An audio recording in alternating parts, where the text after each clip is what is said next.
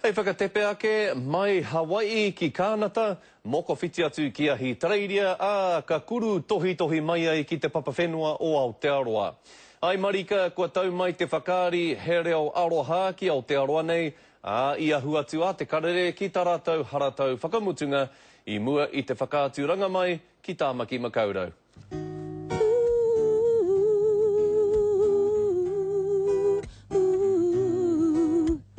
Mā te waiata me te whakaari e whakatinana i tēnei mea te aroha.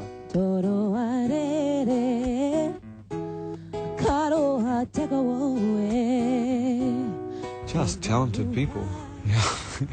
It's easy working with talented people. They make people, directors, whoever, look good. He whakaari tēnei e whai ana i tētahi tokorua, aha koa kai te noho ki ao ke, e kore e tāia te kaupare atu i tō rāua aroha. Kimi hea o ki tō te pai.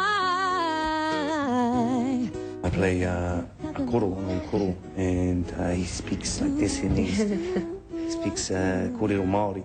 And even though we're speaking in the reo, around the world there's always that kind of character, that stereotypical uncle who kōrero's too much, that people understand and have a laugh at. Me te hunga mātakitaki hoki kua whai katakata mai tēnei whakaari, huri noa i te ao.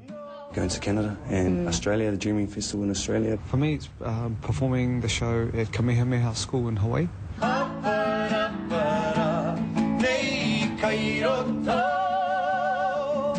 Engari, kaore e warewaretia, a rātau u kaipō. Last night I got to perform in my hometown in Thames. That was just awesome, there at Full House.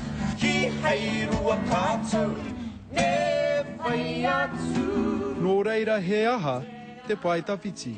I think it'll just be this for the rest of my life, actually. Hopefully.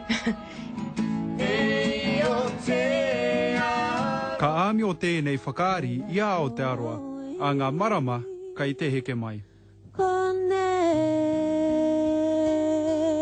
He tā kārdna, te karere.